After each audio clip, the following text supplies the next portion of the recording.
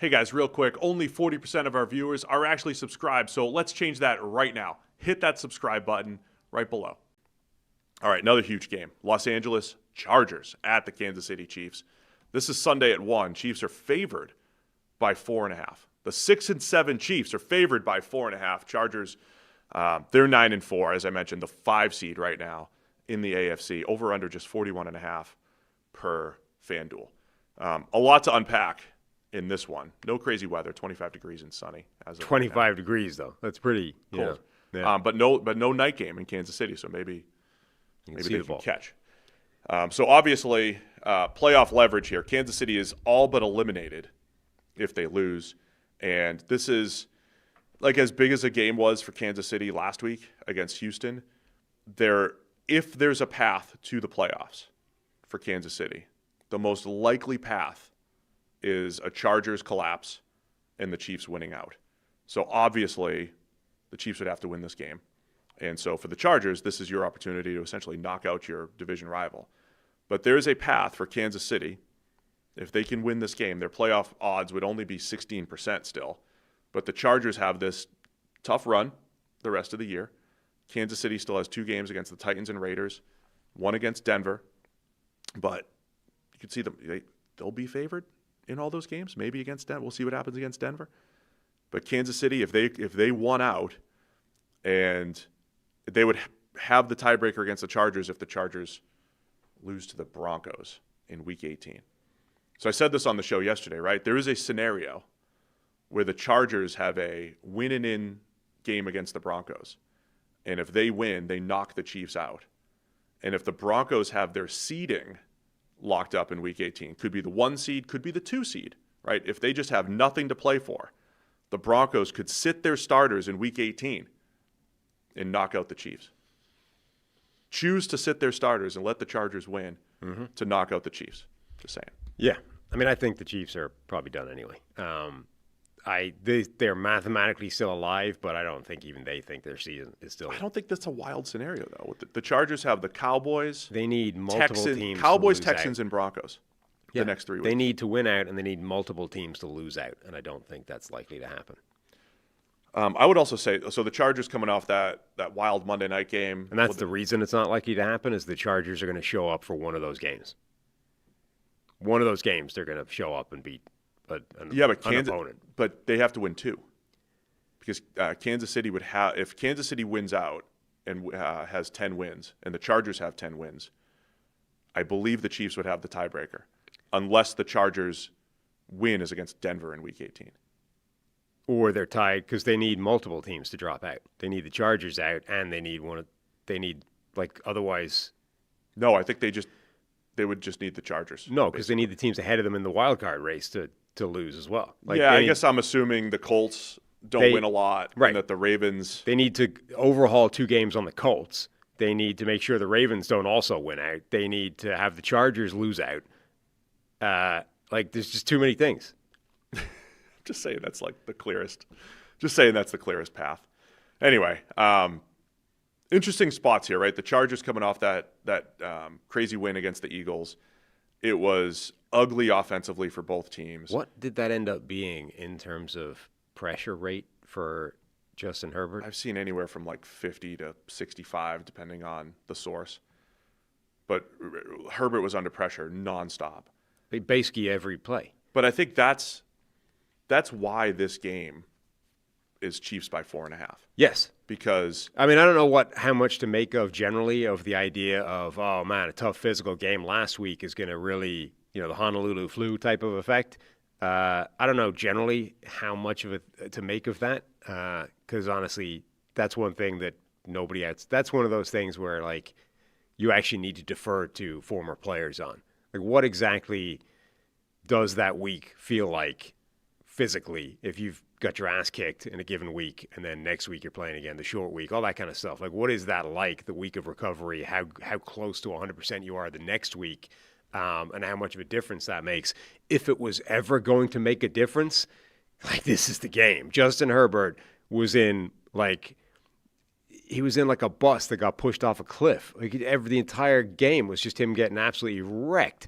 So that must have had a greater physical toll on his body than you would normally experience. So if that's ever going to make a difference, it's going to be this week. And then, oh, by the way, Spag's defense is rocking up, and now you got to do it all over again. I mean, that's why brutal. it's 4.5, right? The Chargers couldn't block anybody. Yeah, When they did block it up, nobody was getting open. right. The Chiefs defense, they have not been as good this year as they've been the last two. That is clear, especially on third down. They're 26th on third down conversion rates. But Spags' defense, they put Noel Williams in last week. He did a really nice job, a rookie third rounder out of Cal, playing corner. Like, the Chiefs' defense is absolutely capable of creating havoc up front. There's still 4 or 5 plays per game that Chris Jones is in the backfield in a second. Do you realize how crazy that is for a defensive tackle? 4 or 5 plays per game where Chris Jones, the snap occurs, and Chris Jones is just by his guy, and it's like, plays dead. And the best you could do is maybe scramble out and find a check down or, throw it away. It's the best you can do. And so I think you see that game the other night, and the Chiefs could absolutely do the same thing to the Chargers offense. And then the Chargers defense, which I think is very good, but going up, the Chiefs offense is better than what the Eagles have. And so I also think the Chiefs offense, for the struggles that they've had in recent weeks, say against Denver in crunch time and against the Texans in crunch time, they're better equipped to face a zone-heavy team like the Chargers. Remember, way back in week 1, that's when they played this matchup. Xavier Worthy got hurt, third play of the game. Chiefs still made a bit of a comeback to get back into it, but I think they're just better equipped to face a Chargers-type defense than some of these other defenses that have shut them down in recent weeks that are going to man up a little bit more. And so I think that's why Kansas City's favored in this one, and they have a chance to at least extend their season with a win at home here. Yeah, definitely. A big question is going to be the other side of the ball, I think. I would expect this to be a low-scoring output from the Chargers offense because I kind of expect it to go in a similar direction as it did last week, which is Herbert's going to be running for his life every play. They're going to cause all kinds of problems. They're not going to have a ton of open receivers. They're probably not going to run the ball to a huge amount of success, so they're going to have struggles on that side. The other side of the ball, though, the Chiefs' offense has its own struggles. So, and this is a good Chargers defense. Maybe it's a good defense where the personnel isn't quite as good as some of the other defenses, but I think that's going to be tough sledding as well. So, can the Chiefs receivers actually hold up their end of the bargain this week and catch the passes that Mahomes gives them, or are we just all on the struggle bus and this is going to be a low-scoring affair?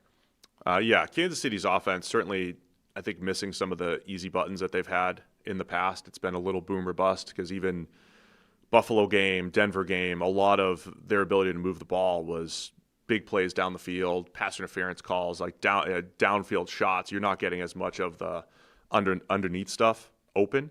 I wonder if they're going to try to run the ball a little bit more against the Chargers and get back to that ball control style that Kansas City's run these last couple of years. And then I think if the Chargers win, it's such a massive game for the Chargers. If they at least want to set themselves up for the playoffs, knock out their division rival, I think Herbert's going to have to, Herbert's legs, the things that they started to do down the stretch against Philly the other night. And plus, remember how they won this game in week 1?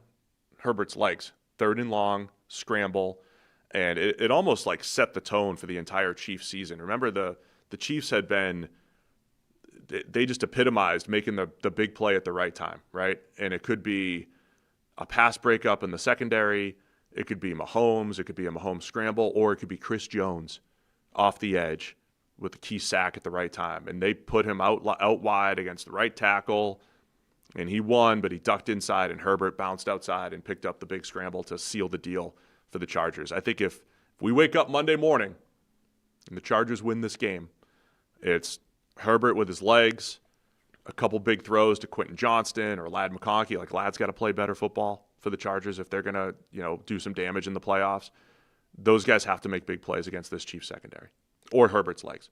The way that, the Eagles are just deploying a ton of man coverage against those guys and locking them down. Ladd McConkey's the one of those receivers where you're like, he feels like he should be able to beat man coverage. I could see the other ones struggling, old man, Keenan Allen, Quentin Johnston, and his relative struggles at times in the NFL. I can see those guys getting shut down. Ladd McConkey's the guy. He's got the quickness. He's got the route running chops to be able to beat man coverage, and he wasn't. Now maybe that's just Cooper DeJean is that good, but like if the Chiefs were able to deploy that kind of coverage, you would assume that they should be trying to find Ladd McConkey in those situations.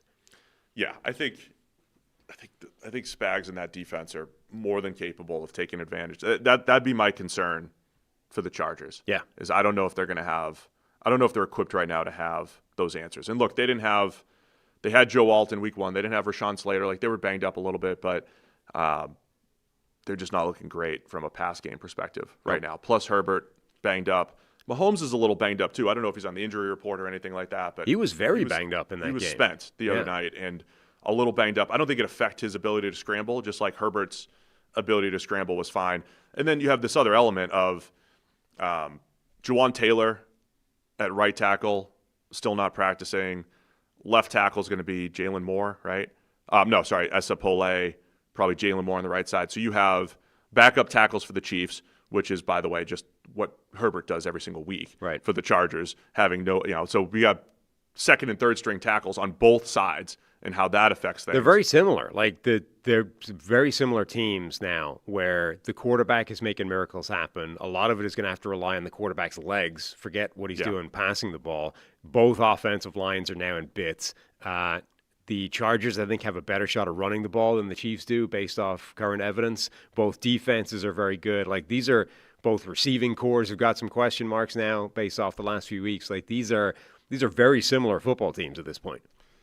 All right, man. Massive game.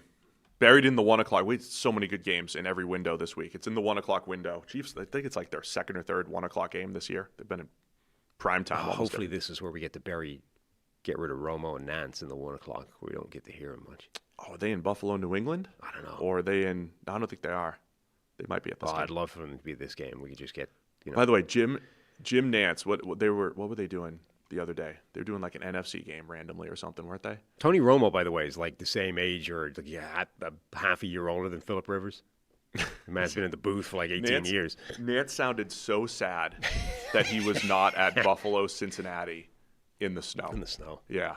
Nance he sounded feels like very sad. He's like, oh, that game, it looks like a great game. Thanks, Adam Shine, for the check-in from Buffalo, Cincinnati. I think Nance is a winter wonderland kind of guy. Oh, yeah. Yeah. Quarter zip with the snow and the flurries. He loves that. He sounded so sad that he was missing Burrow Allen in a shootout with whatever game they were doing last week. It's like every check-in, it's like, man, looks like a great one over there in Buffalo. Mm-hmm. Maybe I'll be back there someday. So, yeah, I don't know who's on the call.